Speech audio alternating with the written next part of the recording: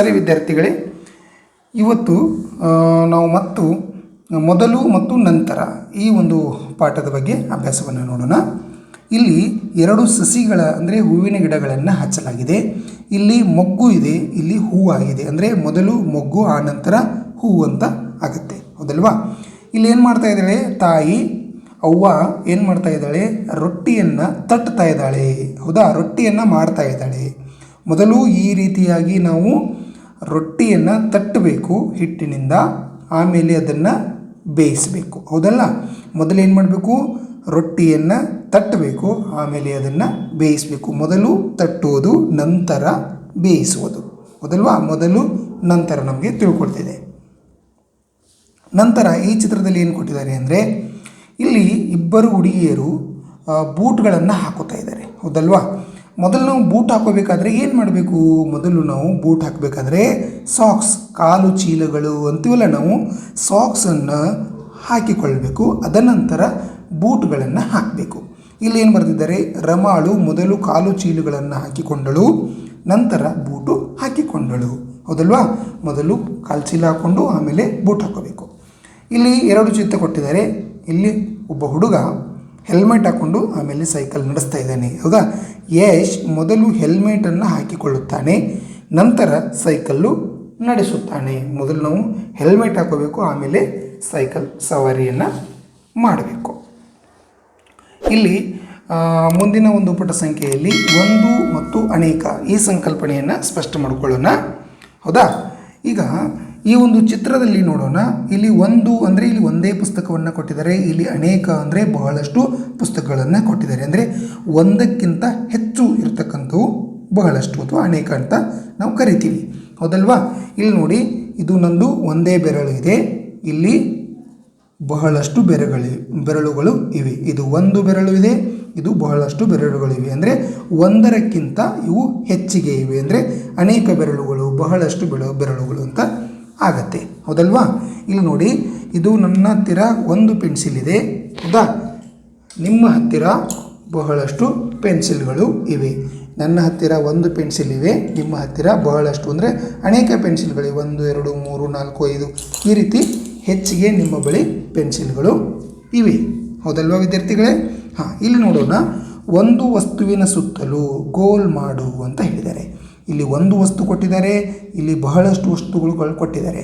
ಇಲ್ಲಿ ಎಷ್ಟು ವಸ್ತುಗಳನ್ನು ಕೊಟ್ಟಿದ್ದಾರೆ ಎಣಿಸಿ ನೋಡೋಣ. 1 2 3 4 ಅಂದರೆ ಇಲ್ಲಿ 4 ವಸ್ತುಗಳನ್ನು ಕೊಟ್ಟಿದ್ದಾರೆ, ಇಲ್ಲಿ ಒಂದು ವಸ್ತುವನ್ನು ಕೊಟ್ಟಿದ್ದಾರೆ. ನಮಗೆ ಪ್ರಶ್ನೆ ಏನು ಕೇಳಿದ್ದಾರೆ, ಒಂದು ವಸ್ತುವಿನ ಸುತ್ತಲೂ ಗೋಲ್ ಮಾಡು ಅಂತ ಹೇಳಿದ್ದಾರೆ. ಇದು ಒಂದು ವಸ್ತು ಇದೆ, ಇದರ ಸುತ್ತ ನಾನು ಗೋಲ್ ಮಾಡ್ತೀನಿ ನೋಡಿ, ಓಕೆ? ನೆಕ್ಸ್ಟ್ ನೋಡೋಣ. ಇಲ್ಲಿ ಒಂದು ವಸ್ತುವಿನ ಸುತ್ತಲೂ ಗೋಲ್ ಮಾಡು ಅಂತ ಹೇಳಿದ್ದಾರೆ. ಇಲ್ಲಿ ಅನೇಕ ವಸ್ತುಗಳ ಸುತ್ತಲೂ ಗೋಲ್ ಮಾಡು ಅಂತ ಹೇಳಿದ್ದಾರೆ. ಇಲ್ಲಿ ಬಟನ್ಗಳನ್ನು ಕೊಟ್ಟಿದ್ದಾರೆ. ಇಲ್ಲಿ ಒಂದು ಬಟನ್ ಇದೆ, ಇಲ್ಲಿ ಬಹಳಷ್ಟು ಬಟನ್ಗಳಿವೆ. ಇಲ್ಲಿ ಅನೇಕ ವಸ್ತುಗಳ ಸುತ್ತಲೂ ಅಂದರೆ ಒಂದನ್ನು ಬಿಟ್ಟು ಅನೇಕ ವಸ್ತು ಅಂತ ಹೇಳಿದ್ದಾರೆ. ನಾನು ಅನೇಕ ವಸ್ತುಗಳ ಸುತ್ತಲೂ ಏನು ಮಾಡ್ತಾ ಇದ್ದೀನಿ, ಗೋಲನ್ನು ಮಾಡ್ತಾ ಇದ್ದೀನಿ, ಹೌದಲ್ವಾ? ಆಮೇಲೆ ನೋಡೋಣ. ಇಲ್ಲಿ ಒಂದು ವಸ್ತುವಿನ ಸುತ್ತಲೂ ಗೋಲ್ ಮಾಡು ಅಂತ ಹೇಳಿದ್ದಾರೆ.